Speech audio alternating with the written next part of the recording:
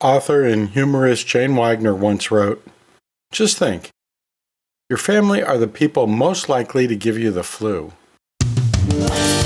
Welcome to the A&P Professor, a few minutes to focus on teaching human anatomy and physiology with a veteran educator and teaching mentor, your host, Kevin Patton.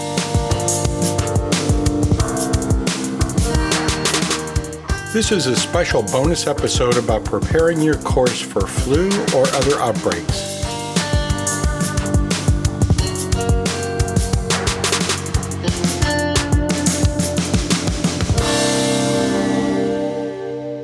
Yeah, okay.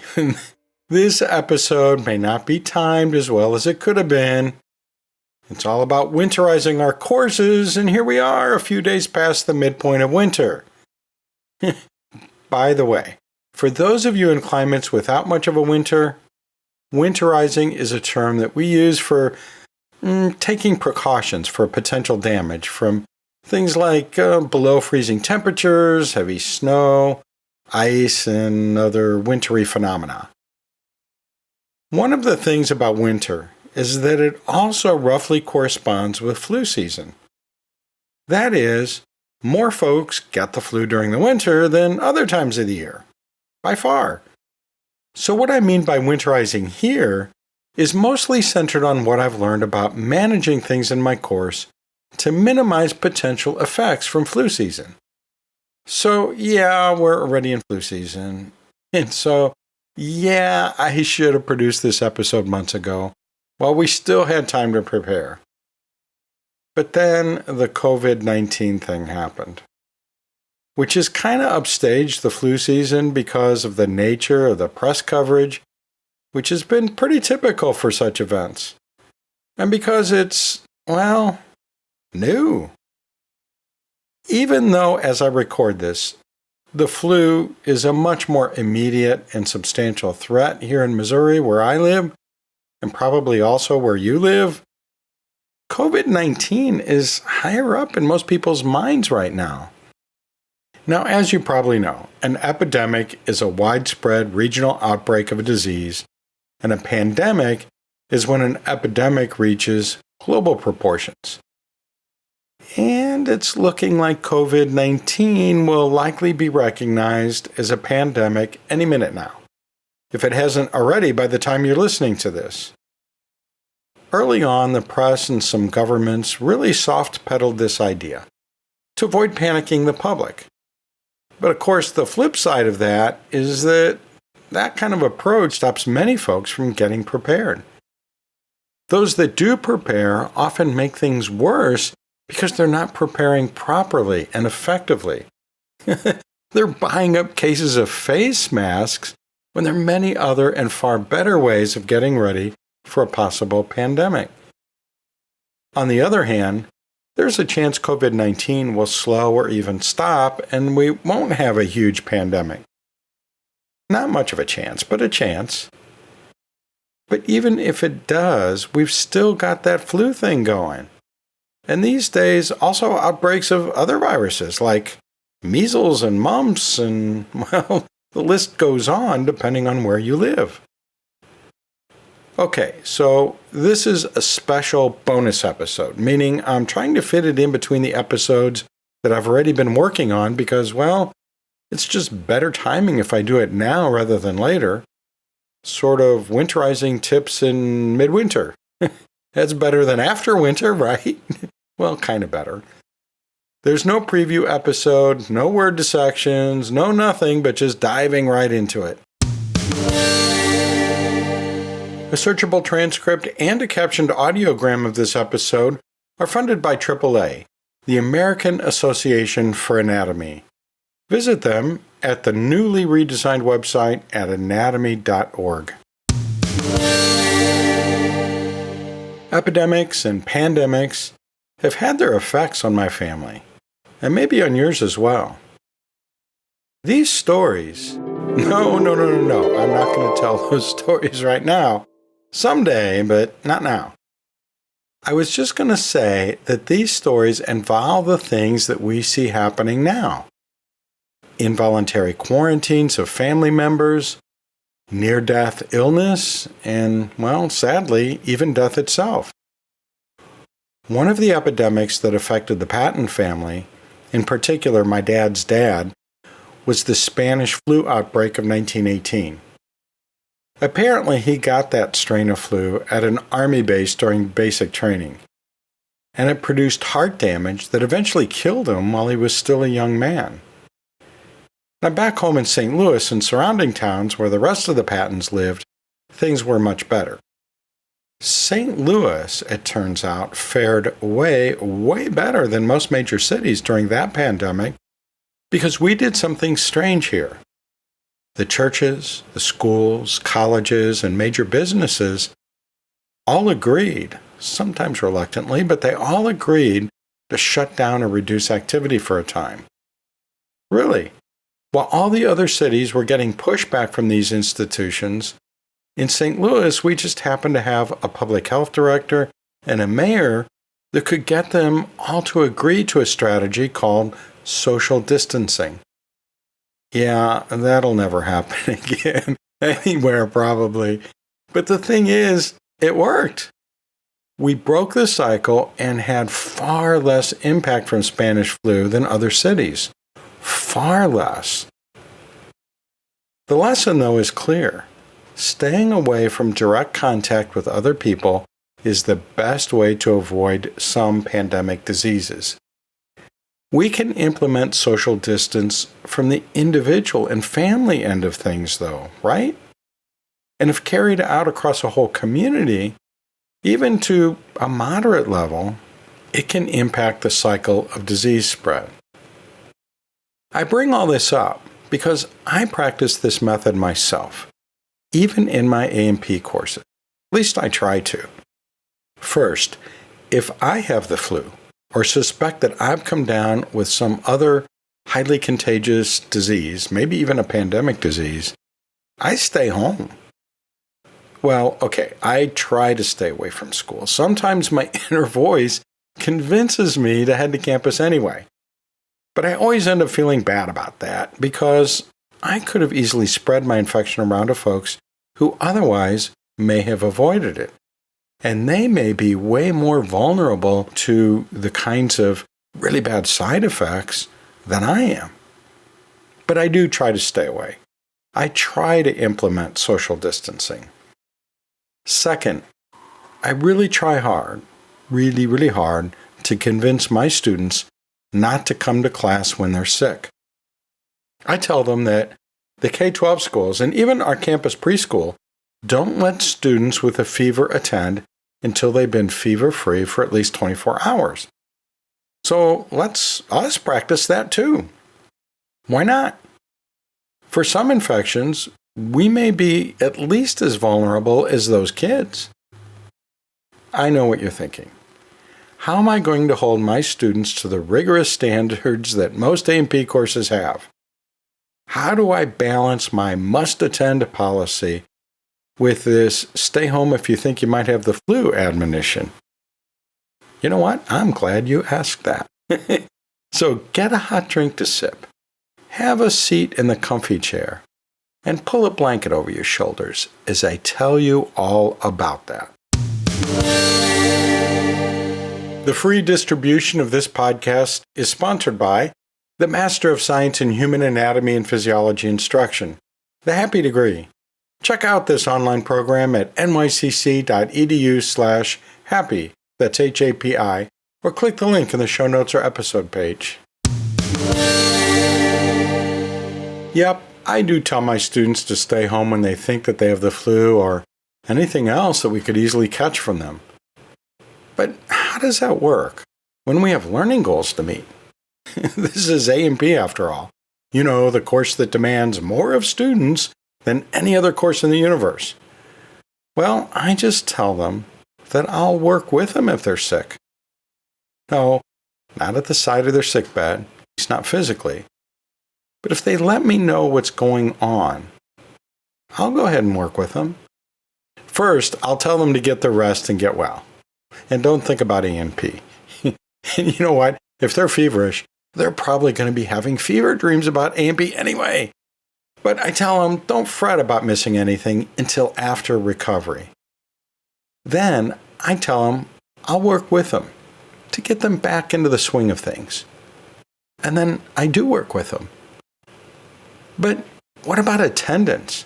And what if it's an exam that they miss?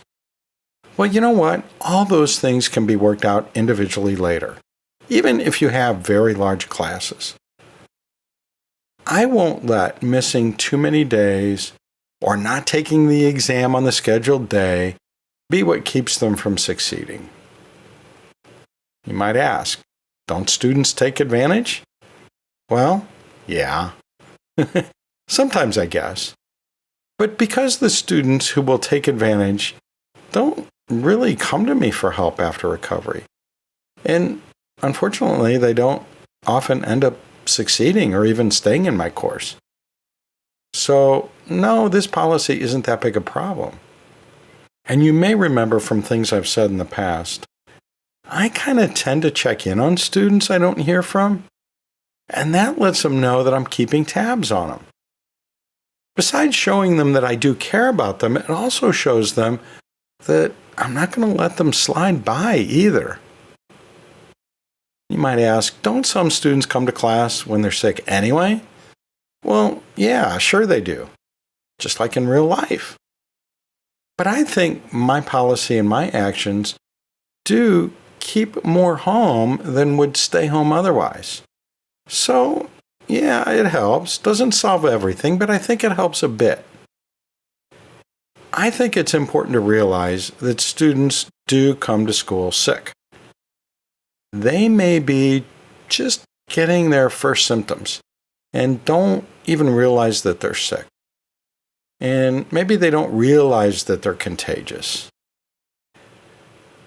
So, knowing that, it's going to motivate me to take other measures. For example, I remind them of transmission by hand and that every surface in the classroom is likely to have flu viruses during an outbreak. So I tell them, don't touch your face, don't eat or drink in the classroom, which they're not really supposed to do anyway, not even those chocolates I know you're sneaking out of your pockets during class, the ones you don't see fit to share with me, which is okay because I don't want to get the flu either. So go ahead, keep your chocolates. I don't want, okay. Sorry, I got kind of off on a tangent there. I also tell them to go wash their hands after class. Wash them well, not just a quick squirt of soap and then a quick rinse. And then I tell them, use a paper towel or your foot or something to open the door as you leave the washroom. Now here's something else I do. And I do this year round, whether it's flu season or not. When I'm handling student papers, like when I'm grading or recording student exams, reading assignments, or whatever, I don't eat or drink myself. Sure, the grading would go easier with a cup of tea, Earl Grey hot, maybe some chocolate too. But nope, because I know those papers have all kinds of runny snot that has dripped onto them, I don't do that. I know that they were filled out and handed in with unwashed hands, at least some of them were. That they were sneezed on, dropped on a high-traffic floor, and who knows what else. Another thing I watch out for is eating or drinking while using a shared computer keyboard, or even my personal computer. Like when I type on it right after handling student papers, that is going to contaminate my keyboard. So I need to assume it's always contaminated. Now, this care about reducing infection risk was ingrained into me in my first career. That is, when I was a zookeeper. You work with a lot of species. Never did work with a pangolin, though. And you clean a lot of stalls and other animal enclosures, and you learn that your skin and clothes are contaminated all day, and you learn not to touch your face or put things in your mouth until after a thorough cleaning of your hands. So when I'm on campus and when I'm handling student work, I just do what I'd hope nurses and other health professionals do at their clinical jobs. What I did as a zookeeper, treat everything as potentially contaminated. Because really, that's the reality of it. A few other things I do that flow out of this perspective include pressing elevator buttons and the buttons on the multimedia console in the classroom with my knuckles, not my fingertips. Another thing I do is I use my own pen. A green pen, of course, the one I always carry with me and which I never put in my mouth. I use my own pen to sign things, not the potentially snotty pen someone hands me along with the form they want me to sign. It's also a good way to know that it's my signature, because if it's not green, it's not mine. Of course, this sort of thing can get out of hand. After all, we have to live life, and the life we live is filled with all kinds of microorganisms, most of whom are our friends, or at least not our enemies. But during flu season, or during a pandemic outbreak, or when cleaning wild animal enclosures all day, I think such precautions may be worth the effort. Marketing support for this podcast is provided by HAPS, the Human Anatomy and Physiology Society, promoting excellence in the teaching of human anatomy and physiology for over 30 years. Go visit HAPS at theapprofessor.org/HAPS. That's HAPS. Up until now, I've been talking about what to do in the middle of flu season, or COVID-19 season, or measles outbreak. Okay, if there's a measles outbreak in your classroom, there's not much you can do except burn it down, which I don't recommend. But I want to switch gears to the all-important prep work. If I know there's a chance I'll be out of the classroom for a week or two at some future point, wouldn't it make sense to prepare for that ahead of time? Well, it makes sense to me, so that's what I do. In the olden days, I always had 3 videotapes. Now, each of these videos explains some core principle or amazing application of core principles of anatomy and physiology, or maybe an experiment that was done on video. These were concepts embedded in our course, but the videos themselves were not on the syllabus. Each video had a stack of handouts with questions that I had developed to help students focus on the content by answering them as the video unfolded. And then there were reflection questions or case studies or similar activities to be completed in small groups after the video ended. So a sub, even someone not really well versed in anatomy and physiology, could walk into my class, distribute the handouts, and pop the video cassette into the player. My students would get a quality learning experience relevant to the course without me having to be there. Of course, if I knew I'd be absent ahead of time, I could tailor it more precisely to where we were in the course. But I always had at least 3 anytime packages set up and in my office, ready to be picked up if I had to call in sick.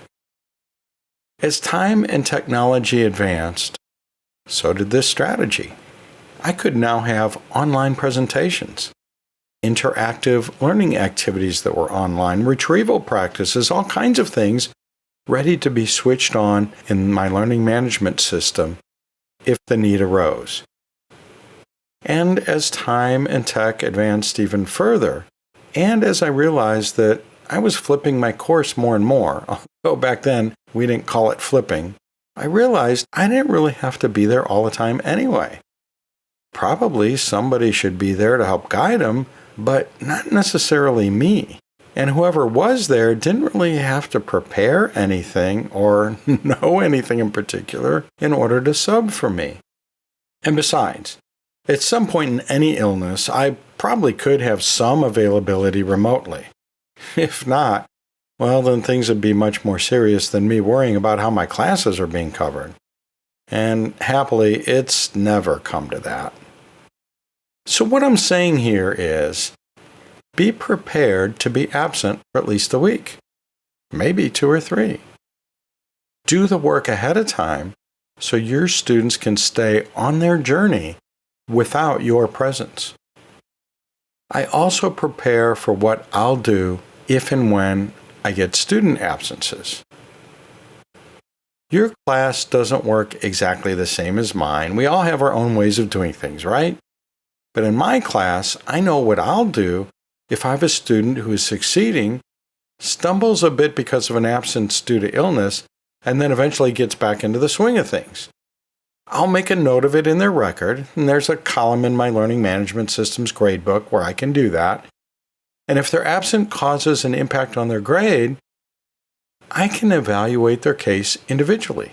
I've made a note of it, so I know that I'm going to do that. These are the times I might consider looking at what they've done and where they ended up more than at their total number of grade points. Another kind of thing to prepare for, which we can do in much the same ways as I've already described, is what happens during a forced stoppage of our courses. What if our government or our college or our department shuts down classes because of a disease outbreak or potential outbreak? Know what you'll do? Now's the time, probably a bit past time, to think about that. And related to that is the question of what the existing policy on such a thing is, or whether there even is an existing policy at your institution. At my college, during the H1N1 flu situation a few years ago, we developed a policy that specified suggested strategies for faculty if such a closure were to occur. I'm not sure if it's still on the books, but right now I'm only teaching online courses there, so my risk of impact is pretty low right now. Hey, you probably forgot about that survey that I've been taking that's part of my end of season debriefing. I'm asking you now to please take just a few minutes of your time to respond to that anonymous survey, because it's your experience as an individual listener that's important to me. Just go to the approfessor.org/survey. And as always, thanks for your support. To wrap things up, I have a few final thoughts. First one is, public health is an important and I think fascinating discipline that involves applications of the principles that we teach in anatomy and physiology. When it's flu season, or whatever season, or outbreak, or potential outbreak, it's a great opportunity to advise our students about public health safety, while at the same time giving them some good lessons in applying A&P principles. I call this stealth teaching. No, I don't. But now that the term has come out of my mouth, I think I'm going to start using it. Stealth teaching, I kind of like that. Okay, that's going to be a topic for a future episode. Send in your experience of stealth teaching, and we'll talk about that in a future episode. Another final thought in this episode, though, and it's something I've mentioned before in past episodes, is that I always start my A&P1 class with a brief discussion of the intersection of human science with history and culture. And I bring up that intersection of science, history, and culture from time to time and ask students what perspectives and potential actions or attitudes about particular science topics could be at play at different times and places. Things like stem cell research and stem cell therapies, human or animal dissection, and things like that. And that includes the politics of public health policy. That might be an interesting discussion if handled properly, right? Another final thought. Please be diligent in keeping up with what informed sources are saying about all these public health issues. Try to use more than one source, because no one source is perfect. But above all, really vet the sources. There's a lot of garbage out there, and it's important to listen to those who really know the facts and know the concepts and evidence-based strategies of modern public health. If you get my Nuzzle newsletter, a daily summary of headlines of interest to A&P teachers, you'll get some of the latest reliable information on these issues and other issues too. Just go to nuzzle.com, that's Nuzzzel, nuzzle.com, or click the link in the show notes or episode page. Now, if we're fortunate and COVID-19 or any future outbreak ends up fizzling out before getting too catastrophic, don't think that all the preparation and precautions were a waste of time, effort, and resources. It will mean instead that all of those things really paid off, and we were able to dodge some trouble, or at least manage to sustain only minor damage. It's kind of like if you were driving with me. That is, I was in the driver's seat and you were along with me, and I didn't notice that there was a road hazard coming up. And you yell at me to swerve, and I do. And we miss crashing into it. Would that mean you shouldn't have warned me? Because after all, nothing happened. No, it's the warnings and avoidance efforts that prevented the crash, right? Another final thought on preventing health catastrophes. Get a flu shot, please. And if you're a candidate for it, also get an HPV vaccination, and pneumonia vaccination, and shingles vaccination, and whatever your physician advises. Really, herd immunity cannot work if not enough people are vaccinated, and we're seeing that happening right now. And there are vulnerable people in our population. Some of them, my loved ones, some of them your loved ones, who cannot get vaccinated and whose lives depend on you being vaccinated and me being vaccinated. So please, please, please. And finally, if you need face masks, sorry, I've got them all. Down here in my survival bunker. Always planning ahead, that's me. You know that I always put links in the show notes and at the episode page at the approfessor.org/63b, right? That's in case you want to further explore any ideas mentioned in this podcast, or if you want to visit our sponsors. And you're always encouraged to call in with your questions, comments, and ideas at the podcast hotline. That's 1-833-LION-DEN or 1-833-546-6336. Or send a recording or written message to podcast@theapprofessor.org. I'll see you down the road.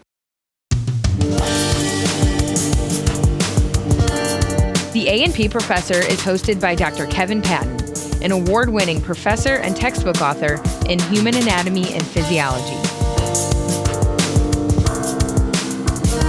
This episode is void where prohibited, taxed, or otherwise restricted.